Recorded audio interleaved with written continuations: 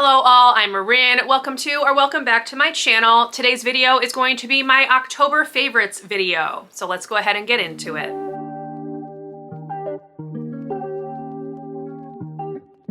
As always, I will be dividing this video into parts. We're going to start off with my bookish favorites, my beauty favorites, my miscellaneous favorites, and then I am adding a new category, which are going to be my cats favorites, things that they have been enjoying over the course of the last month, just to kind of spice this up a little bit. So let's not waste time. Let's just roll right on into my bookish favorites for October.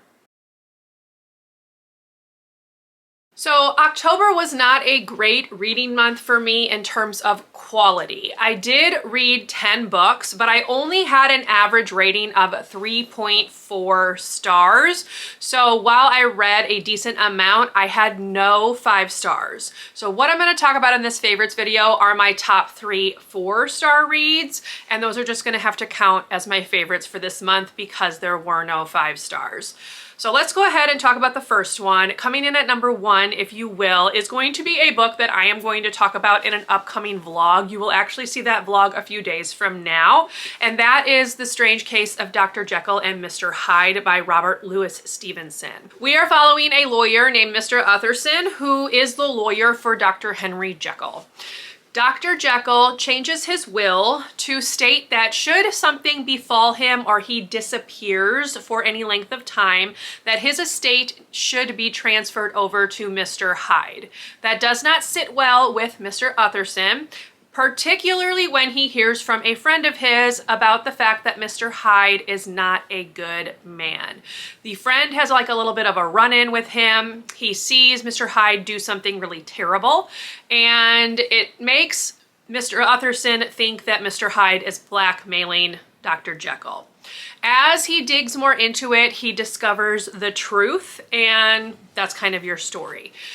I wouldn't say that this is the best written story. However, there is a version of an audiobook available on Audible as an Audible exclusive, which is free for members, that is narrated by Richard Armitage. And if you're going to listen to this book on audio, his is the way to go. He has a great voice anyway, but he really did a good job of bringing this story to life, really pulled me in and kept me invested in the story. And it's definitely the reason why I liked this one so much. Not necessarily the story itself, but rather the storytelling. So do with that what you will, but this was my favorite book of October, so I wanted to give it a shout out. Coming in at number 2 is a book that I read for my 1 week, 1 genre vlog based on romance books, and that is Deep End by Ali Hazelwood. I was not really sure what to expect from this because I know that this has been very hit or miss for a lot of people. For me, I ended up really liking this, although I did not love the spicy scenes, so I tended to gloss over those. What I really liked about this book was the look at NCAA athletics. And I liked that she was giving attention to sports that don't get a lot of attention outside of every 4-year Olympic cycle. So we are focused on a swimmer and a diver. This does delve into some BDSM elements, so keep that in mind. I did not find the sex scenes to be particularly kinky personally, but I did find them a bit cringy. So that's a problem I've been having with romance books in general of late, or books that have romance elements that turn steamy. I've just not really been jiving with any of that lately, which is odd because I normally don't mind them, but I haven't liked them lately. So again, take my opinion with a grain of salt. But what I thought this did really well was the look at academics, the life balance that an NCAA athlete has to have, particularly one that attends a school like Stanford, which has a very high focus on academics. I liked hearing about her coursework, her classwork, her sports, and I also liked the look at almost, I don't want to call it PTSD, but she does have an injury before the book starts, and it impacts her ability to dive. So I liked the look at that. I liked the openness and the talk about how much therapy was helping her and playing a role in fixing, if you will, whatever was going on with her mental block. I liked the look at all of that. The college life look was really good. The sex scenes were not. So this is 4 stars. I did enjoy it, so yay for that. So far, Allie Hazelwood has definitely been a hit author for me rather than a miss author, although I have not read everything she's released as of yet. And coming in at number 3 for the month of October was actually the Literally Dead book club pick for October, and that was The Treasure Hunters Club by Tim Ryan. This one is following a group of people who all come together in this small town in Nova Scotia, Canada, and somehow or another get involved in trying to locate a missing treasure. So we kind of delve into some backstory of the main family that lived in that area, the, I guess, secrets, if you will, of this family and those surrounding the family, and it was just a good time. This one had mostly mystery elements, maybe a little thrillery in terms of kind of the twist, but ultimately it was just a good mystery story that I had a lot of fun reading, or I should say listening to, because I did listen to it on audio. The audio was well done and I just had a good time with it. So if you're looking for just a good, solid mystery book, this one would be a good one to check out. All right, with those out of the way, let's now turn our attention to my beauty favorites for October. I have 2 beauty favorites to talk about. They are both makeup items. The first one is an eyeshadow palette. It is the Ghost Town USA palette from Nomad Cosmetics. So if you look, here is the front. You can kind of see it's got this holographic look. This one's a little bit more grungy, so I'll go ahead and just show you the shades right here. You can tell which ones I've used and which ones I have not. I am wearing the green shades today. I don't know how well they're showing up on camera, but I did use these 4 right here. They are really, really pretty. The mattes blend out really, really well. There is a little bit of fallout from the sparkles, but I'm just really loving the color palette. So this is kind of getting me to branch out a little bit. I don't wear a lot of greens or blues because I don't own a lot of greens or blues. So that was something that I really liked about this palette. And then you have like more neutral colors as well over here, which are kind of my more everyday shades. But this is a lot of fun and I've been having a good time playing around with it. You've seen me wear this in a few different videos over the course of the month since I picked the palette up, and I will continue to get lots of love out of it. I'm sure I really, really like it, and I would be interested in checking out other palettes from this brand at some point, but not anytime soon. This was kind of a splurge, if you will, a gift to myself, and I am hoping that I will get a lot of love out of it, but I did want to give it a shout out because I have been enjoying it this month. And the last makeup item is a concealer. This is the IRL Filter Finish Soft Matte Concealer from Revolution. So here's the container right here. One thing I actually really like about this is the doe foot applicator is very interesting. If you can see, it's kind of that flat shape, which makes applying it really easy. I think it goes on and looks really, really good, more natural. For me, I don't know if this is the perfect shade. I'm fine with it, but there is a little bit that peeks out, but once I set it with powder, you can't really tell. I am wearing it today, and I also use this as like some coverage over my face as well because I only used a green color corrector on my face. I am experiencing a lot of redness and kind of irritation right now, so I wanted to go gentle with that. So if you're looking for an affordable drugstore concealer, this one might be a good one to check out. I'm really enjoying it so far. I am using it in the shade C3, and it works great. All right, now let's go ahead and switch to my miscellaneous favorites for the month of October. First of all, I'm gonna start with some pens, which may sound weird, but there is something about these pens that I am just really, really liking. These are the gel pens from Mr. Pen. That is the brand. You get them on Amazon. These ones that I picked up are a little set that have cattails, which I just personally find adorable, but you can get them without the cattails and just the normal ones as well. I do have a set of those as well, but I'll go ahead and show you. There's the little cattails. They're very, very cute. The thing that I really like about these pens is that they do not skip. I do not have great luck with a lot of gel pens. I find that the ink skips a lot. They're kind of hard to write with. That is not the case with this. This does have a very fine tip, which I also really, really like. And they're just just easy to write with. They're very soft to the touch. They don't have any cushion, so if you want like a squishier pen, this is not going to be the one for you.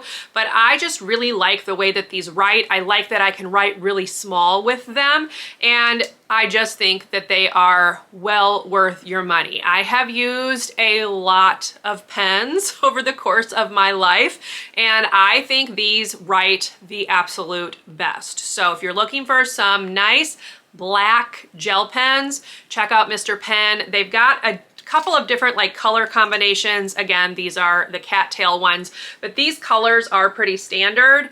They do have some other ones as well, but I am really loving these and would highly recommend them. They are especially good for annotating books or putting notes on Post-its because the tip is so fine. So check them out if you're curious. I really, really love them. Another favorite is a little bit of a throwback, not even a little bit. It is a big time throwback. I have a Roku TV, which has the Roku channels. And the thing about Roku is that they take one show and they show it on one of their channels just all the time. And I have been rewatching episodes of the 90s version of Supermarket Sweep, and I'm having so much fun with that. I can put it on in the background and not have it distract me. There's just something about watching people run around a grocery store and try to get as much money as they can by putting different items into their cart that I find really enjoyable. And it's also a nostalgia factor for sure, because I was watching this when I was in school, when I would get home from work. It used to show on the Lifetime channel, and then it moved to PAX TV, which I don't think exists anymore. And then it went off the air. They did do some like modern reboots a couple years ago. I didn't really watch those because part of what I loved about them was the host, David Ruprecht, and his goofiness, if you will, and just the fun times that the 90s and very early 2000s kind of had for me and held for me personally. There's just something about watching these shows that puts a smile on my face and is a romping good time. So I've very much been enjoying that. If I'm at home and I have the TV on, that's kind of what I've been watching, just randomly playing in the background. And what's really funny is my cats get kind of invested in it too and will sit on the floor and watch it, which is kind of funny to watch. And I always try to do like a little YouTube shout out when I do this section. So the YouTube shout out I'm going to give this time is for the channel called Disaster Breakdown. This channel is owned by Chloe. She does videos particularly about airline disasters, so accidents and things that have happened to planes. She has covered a couple of other non-airplane related disasters, but for the most part, she focuses on airplane disasters. She puts a lot of work into her videos, particularly the ones of the last year or so. They are very well researched. She does like demonstrations. She is just very good about giving you the facts of these disasters, these accidents, and I just really like the way that she does her videos. They are long form content. Some of them are over an hour long, so keep that in mind, but I find them very interesting, and again, I just can't shout out enough how much work she must put into them behind the scenes, and really look forward to seeing everything she puts out. She does about 1 to 2 videos a month, but once you see how much work goes into them, you can kind of understand why she's not doing more than that. All right, now let's move on to my new category, which are the favorites of my cats for the month of October. So first of all, let's shout out their perennial favorite toy, and that is these goofy plastic springs. They literally are just pieces of plastic that bounce around. I don't know what it is, but they love chasing these things around. I've got a ton of them. They are all over my house and they come in different colors. I do find that they like the yellow one the best for some random reason. I did read that cats have a hard time seeing warmer colors, so maybe that's why they like the yellow one the most, but these are a winner. They chase these things around forever and they're really, really funny to watch. So if you have a cat and you don't have these, they are missing out. Pick yourself up some. You can get them in like very large packs for very little money. And I'm sure my cats would be perfectly happy if these were the only toys they had. Let's talk about their favorite food right now. I do feed my kittens solely wet food, and their new favorite is from the I and Love and You brand, and it is the Wascally Wabbit Pate. Yes, Wascally with a W. So here's the label right here. I get these on Chewy because there are no places that sell these around me, but they love this rabbit pate. It's got rabbit, beef broth, beef liver as the three first ingredients, and they love this. So I did a slow introduction to this. I fed them a little bit of it over the course of a couple of weeks. They are now eating just this fine by itself. This is not the only food they eat. They have quite the wide variety of foods that they eat, but I would say that this is their current favorite. They love this. So yes, it's also pretty affordable. This is what I would call a more budget-friendly brand, so check it out if you want. They also have a turkey one that I just got them kind of weaned onto that they also really like. So shout out to I and Lovin' You. My cats love this brand. And their last favorite is actually one that was a favorite when I first got them, and that is the Catasaurus Peekaboo Cave. And it looks like a donut. It has a hole, kind of like an inset hole in the top of it, and then it's got a hole that they can go inside and they can like go around it. My kittens are much bigger than they were when I first got them, obviously. When I first got them, they could sleep in the top of it. They're a little too big to do that now unless they sit like a loaf, which mine don't love to do. They like to stretch out a little bit more, so they can't really sleep in the little inset anymore, but they love to chase each other around the inside. They just go around and around and around. They make a whole lot of ruckus, but they have a great time, and I have two of them.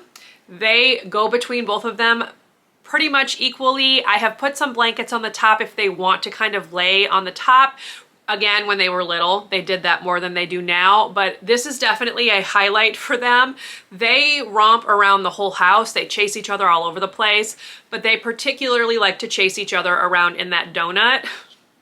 So obviously it's a favorite, so shout out. You can get some like off-brand ones if you want from like Chewy or Amazon. I did get them from Catasaurus, which is the official brand that I think made them at first, and the cats love them. I believe I did the jumbo size, so my girls will fit in them for a little bit longer, even if they don't fit in the top donut hole part, if you will, anymore. They still love them, so I wanted to shout them out. They would definitely be a favorite of my kittens from the past month. And there you have it. Those are my October favorites. I hope you enjoyed. If you did, please leave me a thumbs up. Consider subscribing to my channel if you would like to see more from me. If you made it to the end of the video and would like to leave an emoji to show you were here, you can leave me a cat emoji in honor of my new section for these videos. And I will see you in my next video. Bye, everyone.